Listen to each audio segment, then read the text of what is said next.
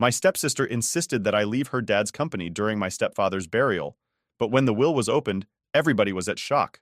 I never thought I'd be here, sitting in my apartment surrounded by stacks of old company files and photos, getting ready for Robert's funeral. Robert, my stepfather, the man who somehow managed to be both a rock and a thorn in my side for most of my life. It's weird how death makes you look back on everything. Like, every moment you thought didn't matter suddenly has meaning. It's been a whirlwind, honestly. One second I'm filing reports for R&L Enterprises, making sure everything's running smoothly. The next I'm digging through old photos and trying to figure out what to say at his service. I don't even know how I'm supposed to feel about all this. I mean, do you just forget all the crap because the guy's gone? Or do you carry that weight forever? I guess I should start from the beginning. I was 9 when my mom, Anna, married Robert. It was a small, simple wedding. Nothing fancy. I remember her looking beautiful in this basic white dress. She was so hopeful, like this was her fresh start. Robert, on the other hand, looked like he was walking into a business meeting. Black suit, straight face, barely cracked a smile. I should have known right then what kind of guy he was. Robert wasn't your typical stepdad. No warm hugs or, "I'm so glad to have you in my life" speeches. Nah, he was all about structure and discipline. I could never figure out if he just didn't know how to deal with a kid that wasn't his, or if he really just didn't care. He was always watching, always judging. I remember the way his eyes would narrow at me like I was constantly doing something wrong, even when I wasn't doing anything at all. Growing up with him wasn't exactly a walk in the park. Every little thing I did seemed to irritate him. My grades? Not good enough. How I dressed? Needed improvement. Even the way I held my fork at dinner was a problem. "You need to work harder, Lena," he'd say. "The world isn't kind to slackers."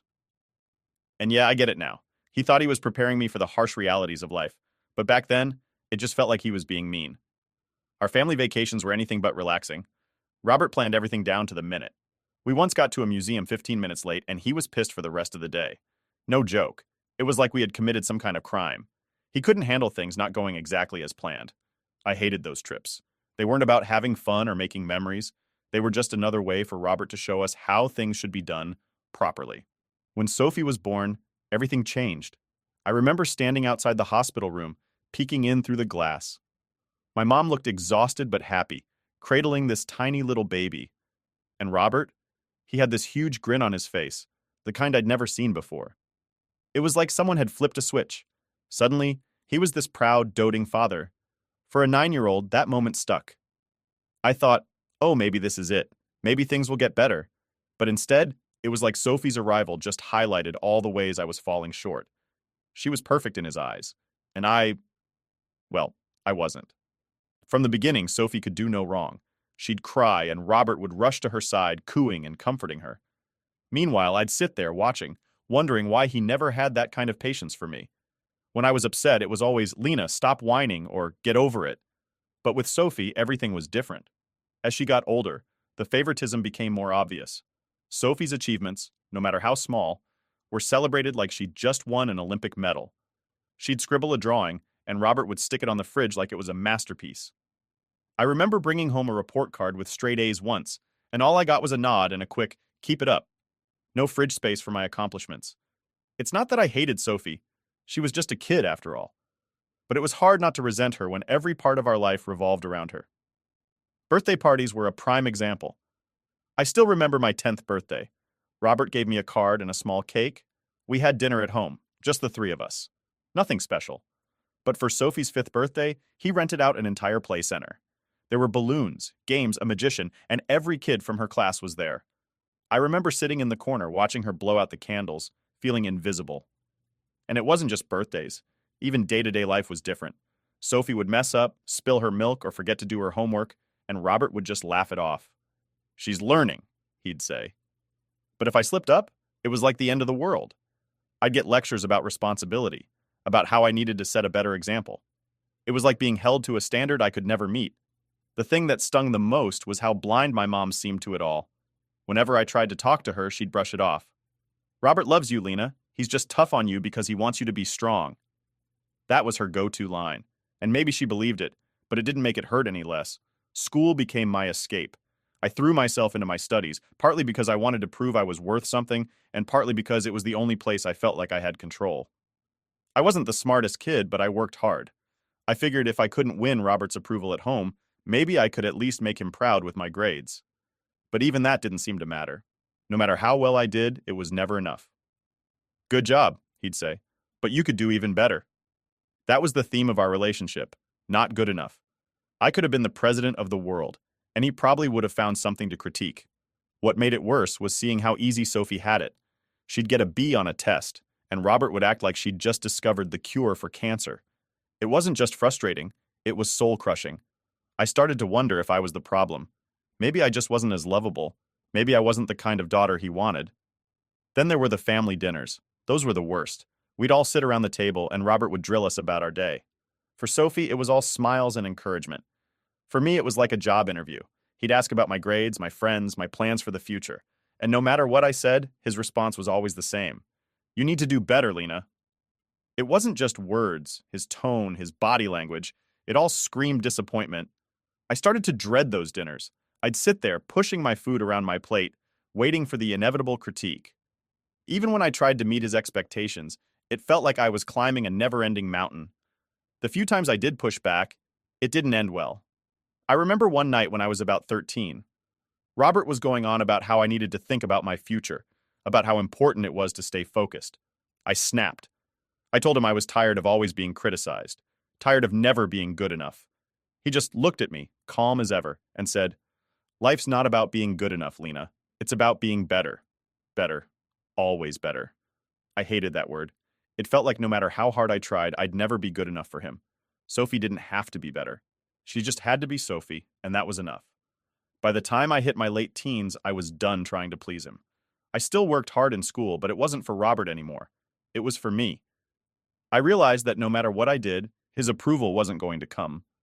And honestly, it was freeing. I stopped looking for his praise and started focusing on what I wanted. But that didn't mean the resentment went away. Every time Sophie got another free pass, every time Robert overlooked my efforts, it chipped away at me. I started to put up walls, not just with Robert, but with everyone. It was easier to not expect anything from anyone than to keep getting let down. Looking back now, I can see how much it shaped who I am. I learned to be independent, to rely on myself, but I also learned how much it hurts to feel second best, to feel like no matter what you do, you're never enough. The day of the funeral came quicker than I expected. It's funny how time messes with you like that.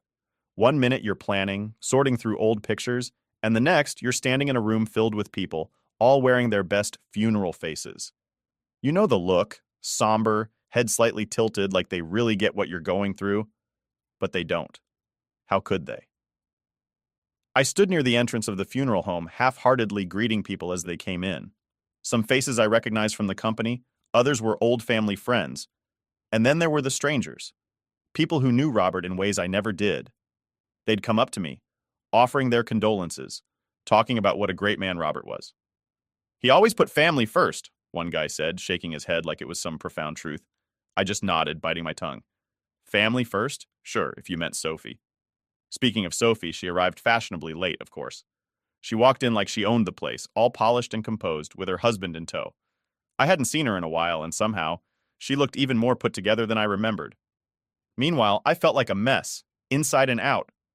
The service started, and I took my seat in the front row, right next to my mom. She looked so fragile, clutching a tissue in one hand, her other hand resting on my arm. I could tell she was struggling, but she didn't say much. Just little whispers here and there about how proud Robert would have been of the turnout. Proud. That word felt so foreign when connected to Robert. I couldn't remember a single time he'd said he was proud of me. The eulogy started, and it was like listening to a story about someone I'd never met. They talked about Robert's dedication, his leadership, how he built R&L Enterprises from the ground up. Every word felt like it was meant to paint him as this larger-than-life figure. But to me, he was just complicated. Strict, distant, and yeah, sometimes caring in his own way, but nothing like the man they were describing. Then it was Sophie's turn to speak. She stepped up to the podium, looking every bit the grieving daughter. Her voice wavered just enough to sound genuine, but I knew better. "Robert was more than just a father," she started. "He was my guide, my mentor, my inspiration." I clenched my fists, biting the inside of my cheek to keep from rolling my eyes. Every word felt like a performance, tailored to make her look like the perfect daughter. After the service, people mingled, exchanging stories and catching up like it was some kind of reunion. I stayed near the edge of the room, avoiding the small talk as much as I could. That's when Sophie found me. She pulled me aside, her expression serious but calm, like she was about to deliver some life-changing news. "We need to talk," she said, her voice low but firm. I followed her to a quieter corner, half expecting some heartfelt attempt at reconnecting. Maybe she'd acknowledge the distance between us, the years of unspoken tension. But no, that would have been too much to ask. "Lena," she began, folding her arms across her chest, "I think it's time we discuss the company." I frowned, caught off guard. "The company?" "Yes," she said, her tone matter of fact. "Robert would have wanted me to take over. I mean, it's the logical choice." Logical? I stared at her, trying to process what she was saying. "Sophie, what are you talking about? We haven't even read the will yet." She shrugged, as if the details didn't matter. "Come on, Lena. You've always known this was coming. I've been preparing for this my whole life. Robert trusted me with everything." I felt my stomach tighten. All those years I spent working late, making sure the company didn't fall apart while Robert was sick, it all flashed before my eyes. And now Sophie was standing there, acting like it was a given that she'd take the reins. "I don't think it's that simple," I said, trying to keep my voice steady. Sophie's eyes narrowed, and for a moment, her polished exterior cracked. "Look, Lena, I'm not trying to be harsh, but you know as well as I do that the company needs someone who understands it, someone who can lead." "And you think that's you?" I shot back, my frustration bubbling to the surface. She tilted her head, giving me that condescending smile I'd seen a million times. "It's not about what I think. It's about what Robert wanted." I wanted to scream, to tell her about all the nights I stayed up, working on reports, handling clients, doing everything I could to keep R&L Enterprises afloat. But I didn't. Instead, I just nodded, my mind racing with all the things I couldn't say. "Fine," I muttered. "We'll see what the will says." Sophie looked like she wanted to argue, but instead, she just gave a small, satisfied smile. "I guess we will." As she walked away, I felt this overwhelming mix of anger and defeat. It was like all those years of being second best had led to this moment, and no matter what, Sophie always seemed to come out on top. The rest of the day was a blur. People came up to me, offering more condolences, more stories about the great Robert. I nodded along, barely listening, my mind stuck on the confrontation with Sophie. I knew this wasn't over, not by a long shot. By the time I finally got home, I was exhausted. I sank into the couch, replaying the day in my head. The service, the eulogies, Sophie's words, they all felt like pieces of a puzzle I couldn't quite fit together. I knew I had to brace myself for what was coming next, because if there was one thing I was sure of, it was that Sophie wasn't going to back down without a fight. The day of the will reading felt like one of those slow-motion moments in a movie. You know something big is coming, but you can't fast forward, and the suspense is almost unbearable. I walked into Mr. Bennett's office, half expecting some dramatic reveal, and honestly, I was bracing myself for the worst. Sophie was already there, sitting in one of those leather chairs like she owned the place. Her face was calm, but I knew her well enough to catch that little smirk hiding underneath. I nodded at her, keeping my expression neutral, and took a seat. The room felt stuffy, like the air was heavy with everything left unsaid between us. Mr. Bennett sat behind his big oak desk, a stack of papers neatly arranged in front of him. He gave us a polite smile, but his eyes were serious. "Thank you both for coming," he began, shuffling the papers as he spoke. "I know this is a difficult time." Difficult was putting it lightly. My heart was pounding, and I could feel the tension radiating from Sophie. She didn't bother with small talk, cutting straight to the point. "Let's get this over with," she said, leaning back in her chair. "I have plans for the company, and I'd like to start as soon as possible." Plans for the company. The words stung. She was acting like it was already hers, like the decision had been made before we even stepped into that room. I bit my tongue, deciding to let Mr. Bennett do his job. He cleared his throat and started reading the will, his voice steady and professional. At first it was the usual stuff. Funeral arrangements, personal belongings. My mind was only half listening, waiting for the part that really mattered. Sophie, on the other hand, was sitting there with this air of confidence, like she knew exactly what was coming. And then it happened. "I, Robert Davis, being of sound mind and body, hereby leave my entire estate, including all shares and control of R&L Enterprises, to my stepdaughter, Lena Davis." For a second I thought I'd misheard. I blinked, trying to process the words. My heart stopped, and the room went dead silent. Sophie's smirk vanished in an instant, replaced by a look of shock and pure disbelief. "What?" she blurted out, leaning forward in her chair. That can't be right." Mr. Bennett stayed calm, nodding as he continued. "It's all here, in writing. Robert was very clear about his wishes. Sophie's face turned red, her hands clenching into fists. This is ridiculous, she snapped. I'm his daughter. The company should be mine. I sat there, stunned, my mind racing. I couldn't believe it. After all these years of feeling like I was never good enough, like I was always second place, Robert had left everything to me. It didn't make sense. Why would he do that? Sophie wasn't done. This has to be a mistake, she said, her voice rising. Lena couldn't possibly handle the company. She's just a placeholder.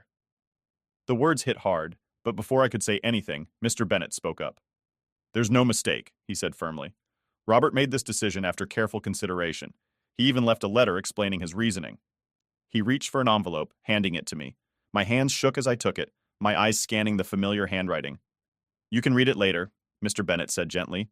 But for now, you both need to understand that this is final. Sophie's eyes narrowed, her voice dropping to a dangerous level. You think you're going to just waltz in and take over? You think you can run the company without me? I met her gaze, feeling a mix of anger and determination rising in my chest. I didn't ask for this, Sophie, but if Robert trusted me with it, then I'm going to do my best. Her laugh was bitter. Your best? That's a joke. You'll ruin everything. I could feel the heat in my cheeks, but I refused to back down. We'll see about that. Sophie stood abruptly, grabbing her purse. This isn't over, she hissed before storming out of the room. The door slammed behind her, leaving me alone with Mr. Bennett. The silence was deafening, the weight of what had just happened sinking in. I took a deep breath, trying to steady myself. I know this is a lot to take in, Mr. Bennett said softly. But Robert believed in you, Lena. He saw something in you that maybe even you didn't see. I nodded slowly, still clutching the letter. I don't understand why he'd do this. Mr. Bennett gave me a small, understanding smile. Maybe the letter will help. I thanked him and left the office, the envelope feeling heavy in my hands. Outside, the world felt different. Everything had shifted in the span of a few minutes, and I wasn't sure how to feel about it. Part of me was relieved, another part overwhelmed. But mostly, I was just tired of the fighting, the doubt, the constant struggle to prove myself. As I walked to my car, Sophie's words echoed in my head. This isn't over. And I knew she meant it. This wasn't just about the company for her. It was personal. It always had been. But for once, I wasn't going to let her overshadow me. Robert had trusted me, and whether I understood it or not, I had to honor that. I owed it to myself, to all the years I'd spent trying to be enough. Sitting in the driver's seat, I took one last look at the envelope before tucking it into my bag. Whatever was in that letter could wait. For now, I had to focus on what came next, because, like Sophie said, this wasn't over, not by a long shot. I sat on my couch that night, staring at the envelope with my name on it. It felt heavier than it should, like it was holding all the answers I didn't even know I needed. Robert's handwriting was neat, precise, just like everything else about him. For a long while, I just held it, wondering what he could possibly have to say that he couldn't tell me when he was alive. The room was quiet, but my mind was racing. I'd gone through so many emotions since the will reading. Shock, anger, confusion, and now I was just numb. Sophie's reaction still echoed in my head, her disbelief, her accusations. But what got to me the most was the fact that Robert had chosen me. After all those years of feeling like I was never enough, this felt surreal. Finally, I couldn't take the silence anymore. I slid my finger under the flap and opened the envelope, pulling out a single sheet of paper. The edges were crisp, but the words inside, they felt like they'd been waiting a lifetime to be read. Dear Lena, I know that by the time you read this, I'll be gone. Writing this letter wasn't easy, but I felt like it was something I needed to do. There are things I should have said to you a long time ago, but I didn't know how. I've made a lot of mistakes, Lena, more than I can count. One of the biggest was how I treated you. I know I wasn't the father you deserved. I was too hard on you, too focused on making you better, and I see now how much that hurt you. I want you to know it was never because I didn't care. Quite the opposite. From the day I married your mother, I promised myself I would raise you to be strong, independent, someone who could face the world without fear. But in doing that, I lost sight of something important. You needed love, not just lessons. I saw how hard you worked, how much you tried to earn my approval, and it breaks my heart to think I never gave you the recognition you deserved. You've always been capable, more than capable, and I admired that about you. But I never told you, and for that, I'm sorry. Leaving the company to you wasn't a decision I made lightly. I thought long and hard about it, and in the end, it came down to this. You've proven time and time again that you're dedicated, resilient, and responsible. I trust you, Lena, more than anyone else, to carry on the legacy I built. Not because you're my stepdaughter, but because you've earned it. I know Sophie might not understand this choice, and for that I'm sorry too. I failed her in different ways, ways I may never fully understand. But this isn't about her. It's about you, and what you've become despite everything. I hope this letter brings you some clarity, maybe even some peace. You deserved more from me than you got, and I can't change that now. But I want you to know, I saw you, Lena. I always did. Take care of the company. Take care of yourself. And know that I am proud of you. With all my heart, Robert. By the time I finished reading, my hands were shaking.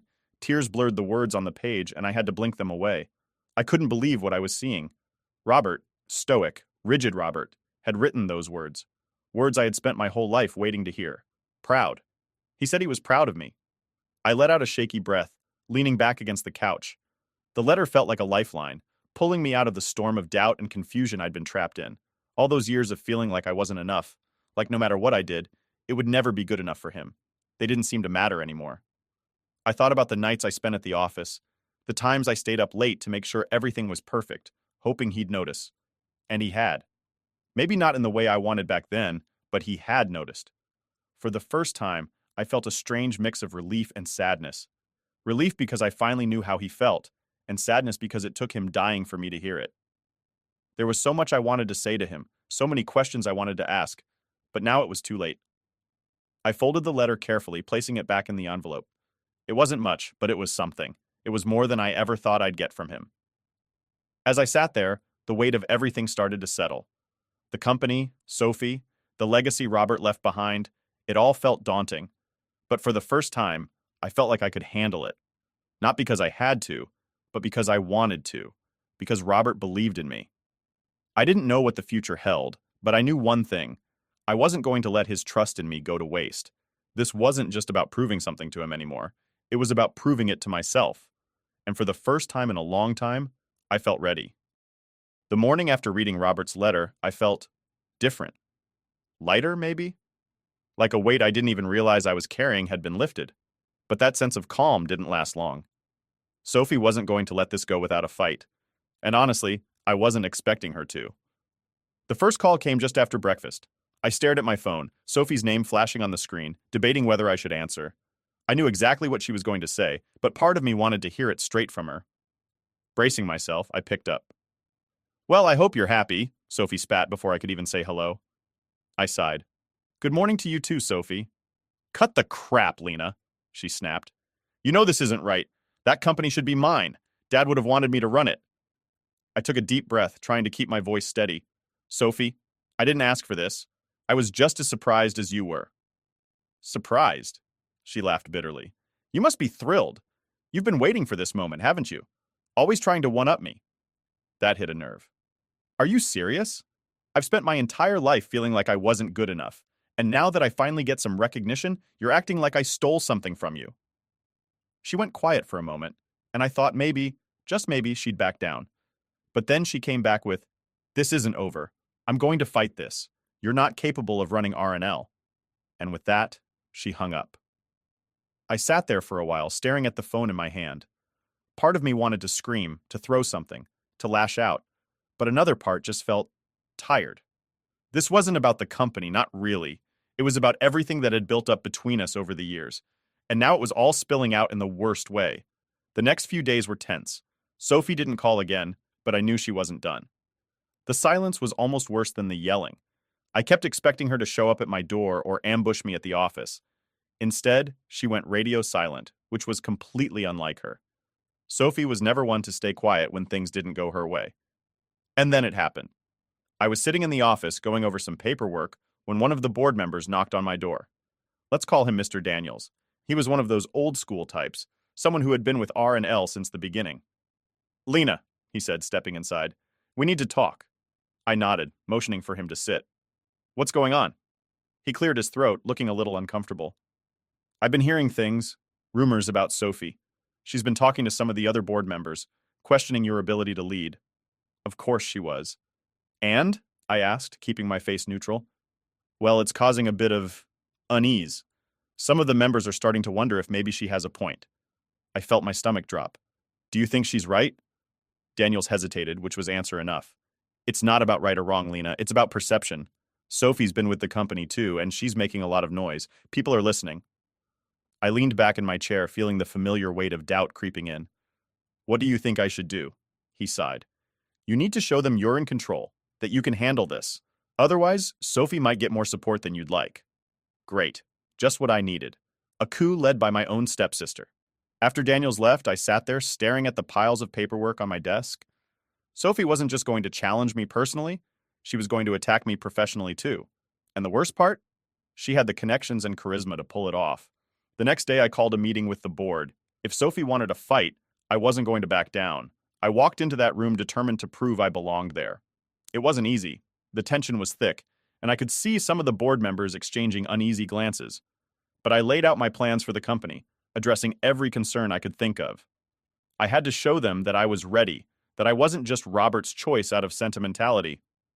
By the end of the meeting, I felt like I'd at least made a dent in the doubt swirling around. But the real challenge was still Sophie. Sure enough, a few hours later, she showed up at my office. She didn't bother knocking, just pushed the door open and walked right in. So, you called a meeting without me, she said, her tone dripping with sarcasm. It was a board meeting, I replied coolly. Last I checked, you're not on the board. She scoffed, crossing her arms. That's just a technicality. I stood facing her.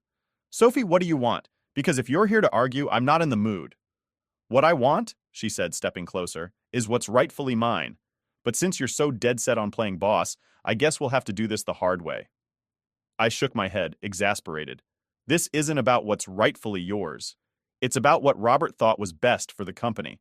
And whether you like it or not, he trusted me with that responsibility. Her eyes narrowed, and for a moment, I thought she might actually hit me. But then she just smiled, that cold, calculated smile I'd come to know so well. We'll see about that, Lena. We'll see.